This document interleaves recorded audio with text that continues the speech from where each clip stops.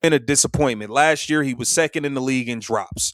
Okay, there's no way you can be, the number one wide receiver and you're second in the entire league in drops. Let that land for a second. Not second on the Browns, not second in the AFC North, second in the entire National Football League in dropped passes. That is the asset Cleveland's front office decided to bet their wide receiver room on heading into the Shedeur Sanders era.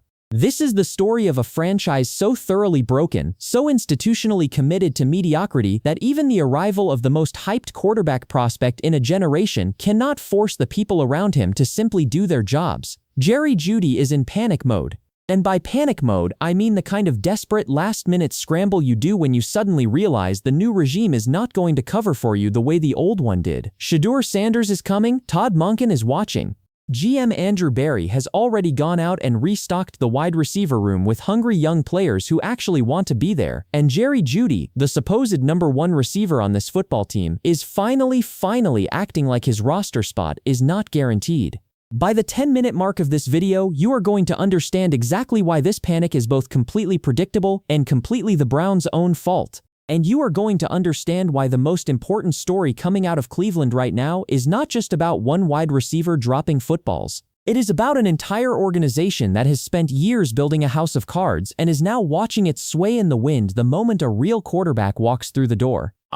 I think if you just have the statistical argument about Quinshon in his rookie year, you're missing the fact that he was one of like three guys who were really productive until... Let me give you the receipts because the numbers here are genuinely staggering, and that is not hyperbole. That is not me hyping this up. That is simply the math. Jerry Jeudy's first season with the Cleveland Browns, 90 catches, 1,200 yards. He looked like the real deal. He looked like the number one receiver this franchise had been desperately searching for. The national media was writing the redemption arc. Cleveland finally had a weapon. The asset was producing. The money was flowing. Then came the second season, 50 catches, 600 yards. Production cut nearly in half. And sitting right there alongside those numbers, the single most damning stat on this entire roster, second in the league in drops, second in the league. I want you to sit with that for a moment, because that number is the entire story. That is the payoff stat that explains everything wrong with this receiving core, everything wrong with this offense, and frankly, everything wrong with the environment Jerry Jeudy has been operating in for the past year.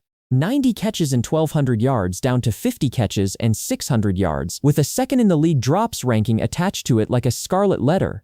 And now heading into training camp with Shedeur Sanders under center and Todd Monken running the offense, the Browns roster has reportedly been ranked 31st in the entire league by a survey of NFL coaches and executives. 31st out of 32 teams. That is not a rebuilding team. That is a team that is one spot away from being the single worst roster in professional football. That is what this franchise has assembled around its new franchise quarterback, and that is what Jerry Jeudy is being asked to overcome. But here is what is fascinating. And by fascinating, I mean absolutely infuriating. The moment real competition walks in the door, the moment Todd Monken and Andrew Berry bring in Denzel Boston, Isaiah Bond, Harold Fannin Jr., and a collection of hungry young receivers who actually want to earn their snaps, suddenly Jerry Jeudy is out in the offseason working out with Jamar Chase and Jalen Waddle. Suddenly Jerry Jeudy is putting in the elite-level work that his contract and his roster spot have always demanded. The competition had to be imported before the urgency arrived. Think about that. Become a bad offensive line. He overcame nothing else around him that was working outside of a couple of games from Shedeur. There's a 300-yard game late in the season. Yeah. Now here is where I need to give you an analogy, because I think it perfectly captures what is happening in Cleveland right now with this wide receiver situation. Imagine you own a restaurant. You have a head chef who in his first year cooked some of the best food the city had ever tasted. Reviews were glowing, reservations were full, the money was printing. Then the next year, that same chef started burning dishes, sending out plates with missing ingredients, and dropping entrees on the floor before they ever reached the table. And the ownership, rather than having a serious conversation, just kept putting him on the schedule and hoping he would figure it out. Then one day a new head of the kitchen walks in, brings 3 younger, hungrier cooks who are desperate to prove themselves, and suddenly the original chef is showing up early, staying late, and asking for extra prep time. The competition had to arrive before the effort returned. That is Jerry Jeudy and the Cleveland Browns. The urgency was always available. It just required someone to actually threaten the starting spot before it materialized. And that is what Todd Monken and Andrew Berry have done. They have sent a message. And by message, I mean an unmistakable roster construction level ultimatum. Isaiah Bond was reportedly the standout wide receiver of all of training camp. Denzel Boston is a young, explosive asset who costs a fraction of what Jeudy is eating in cap space. Harold Fannin Jr. is a name that keeps coming up as a reliable option in a system that rewards precision and effort. The Browns are not waiting on Jerry Jeudy. That era is over. If you are finding this breakdown valuable, do yourself a favor and subscribe to Hot News right now. Hit that bell notification so you never miss a breakdown like this one. We cover every angle of this Cleveland rebuild, and trust me, this story is only getting more dramatic from here. The ultimate test to me on whether Quinshon will ever be a top 5 running back will be, can you have incredible statistical success without the benefit of a great... That clip right there is the key to understanding Quinshon Judkins, and by extension, it is the key to understanding the entire Cleveland Browns offensive situation heading into this season. The analysts are saying it plainly. You cannot look at the statistical argument in isolation. You have to look at what these players were being asked to do in a genuinely broken offensive environment. Quinshon Judkins was really good in a really bad offense. He was one of 3 players who was genuinely productive before the injuries hit. And yet the national media, the league's coaches and executives surveying rosters, they are sleeping on him heading into year 2. Now let me be completely clear about what this means for the wider picture, because this is not just a Jerry Jeudy story. This is not just a Quinshon Judkins story. This is a Cleveland Browns institutional story, and the villain in this story has a name. It is the organizational environment that Todd Monken and Andrew Berry inherited, and it is the culture of comfort and low accountability that allowed a player like Jerry Jeudy to go from 90 catches and 1,200 yards down to 50 catches and 600 yards while finishing second in the entire league in drops, without anyone in that building apparently lighting a fire under him until new competition physically walked through the door. Think about the pattern here. Quinshon Judkins, the 33rd pick in the draft, was asked to carry an offense with no quarterback support for the first 11 weeks of the season. He had essentially nobody else around him that was working, outside of a couple of games from Shedeur Sanders, including a 300-yard game late in the season. He overcame not just a bad offensive line, he overcame nothing else around him functioning at any kind of competent level. And the league's response? Honorable mention. Not top 10. Honorable mention. Meanwhile, the Browns roster sits 31st in the league according to that survey of NFL coaches and executives. 31st.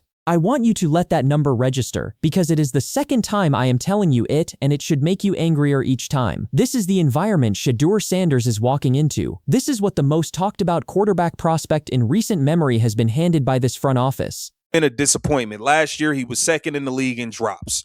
Okay, there's no way you can be, the number 1 wide receiver and you're second in the... Did you hear that? Quinshon Judkins did not just overcome a bad offensive line, he overcame nothing else around him that was working. That is the testimony of people who watch this team every single day.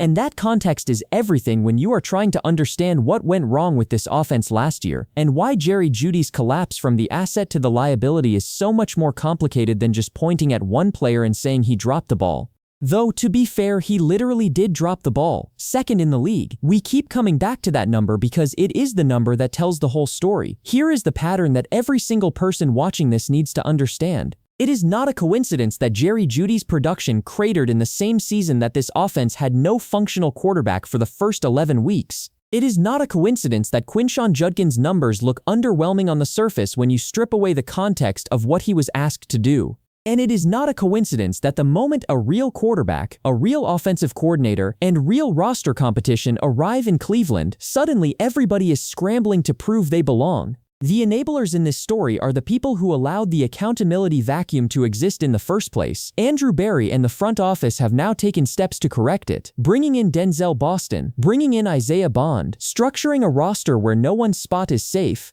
That is the right move, but the damage from the previous environment is real, and it is documented in the stat sheet. 50 catches, 600 yards, second in the league in drops. That is what comfort without competition produces. And here is the worst of both worlds business argument that nobody in the national media wants to say out loud. If Jerry Jeudy is your number 1 receiver and he is producing at that level, you are getting the worst possible return on your investment. You are paying wide receiver money for a player who is actively costing your quarterback completions, actively costing your offense momentum, and actively dragging down the statistical profile of every skill position player around him. While Shedeur Sanders was busy being the most scrutinized quarterback prospect in the country and trying to prove himself in the most difficult possible environment, the asset who was supposed to make his life easier was busy leading the league in one of the most embarrassing statistical categories a receiver can own. That is not a supporting cast. That is a liability dressed up in a number 1 jersey.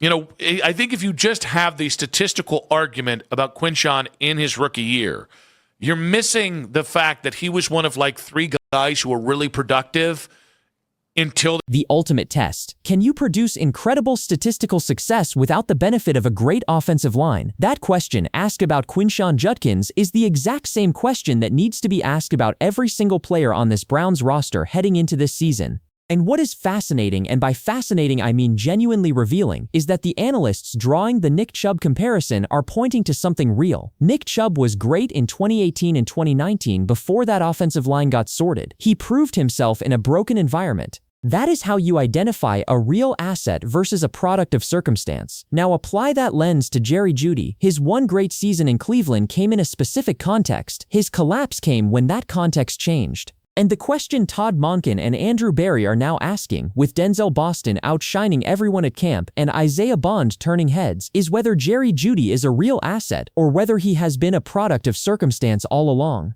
Let me give you the verdict, because we have been building to this and I want to be direct about what I think happens next. Jerry Jeudy is not going to be benched immediately. He is too established, too experienced, and the Browns are not going to create a distraction in the first weeks of the Shedeur Sanders era by making a dramatic statement move at receiver. But here is what I do believe. I believe that Todd Monken's offense is a meritocracy. I believe that Isaiah Bond and Denzel Boston are going to force their way onto this field based on what they showed in camp. And I believe that if Jerry Jeudy shows up in week 1 and reverts to the player who went 50 catches, 600 yards, and second in the league in drops, he will not survive the mid-season depth chart review. It is that simple. The broader prediction is this: Quinshon Judkins is going to have a monster season. The analysts in that survey said it. The yards after contact numbers are reportedly incredible. He proved himself in the worst possible environment last year, and now he is walking into year 2 with a real quarterback, a real offensive coordinator, and the benefit of a full off-season of preparation. That is a dangerous combination. And when Quinshon Judkins starts producing at a top 5 running back level, and I believe he will, the conversation about how badly this offense was being held back by drops and inconsistency at the receiver position is going to get very, very loud. And let us not forget the 31st ranked roster. That number, that embarrassing organizational failure of a number, is the backdrop against which every single positive development on this team needs to be measured. Going from 31st to competitive is not a one-year project. But Shedeur Sanders, Quinshon Judkins, Denzel Ward at cornerback, and a Todd Monken offense that actually has a system, those are the building blocks. Jerry Jeudy's panic, his decision to go train with Jamar Chase and Jalen Waddle in the offseason, is either the beginning of a real comeback story or the last desperate gasp of a player who sees the writing on the wall, and I know which one I am betting on. I want every single person watching this to think about what it means that a player had to see his roster spot threatened before he started training with elite competition. Think about what it says about the culture that existed in Cleveland before this new regime arrived. And then think about what it means for Shedeur Sanders, the most important asset this franchise has had in years, that the people around him are only now being held to a real standard. That is not a foundation. That is a renovation project. And the renovation started the moment Todd Monken walked in and made clear that nobody's name is bigger than the system. The payoff stat one final time, because it deserves to be the last number you carry out of this video, second in the league in drops. That is the number that defines the era that just ended in Cleveland. Everything that comes next, every Shedeur Sanders completion, every Quinshon Judkins burst through the line, every Denzel Boston catch over the middle is measured against that number. That is the floor they are building up from. And by floor, I mean a crater. Become a bad offensive line. He overcame nothing else around him that was working outside of a couple of games from Shedeur. There's a 300-yard game late in the season. Yeah. All right, I need you to do something right now before you go anywhere. Drop your honest take in the comments below. Forced choice, yes or no? Is Jerry Jeudy a legitimate number 1 receiver for Shedeur Sanders, or is he already done in Cleveland? Yes or no? I want to see exactly where this audience stands, and I want to see that comment section light up, because this is the conversation the national media is not having, and it needs to happen right here. If you are not already subscribed to Hot News, hit that subscribe button right now, and turn on all notifications. We are covering every single development in the Cleveland Browns rebuild, the Shedeur Sanders era, every roster move, every depth chart shakeup, every piece of front office drama as it happens. You do not want to be the person who misses the next one. And click the video on your screen right now, because we have got another breakdown that connects directly to everything we just talked about, and you need to see it. This is Hot News. We'll see you in the next one. The thing, the ultimate test to me on whether Quinshon will ever be a top 5 running back will be, can you have incredible statistical success without the benefit of a great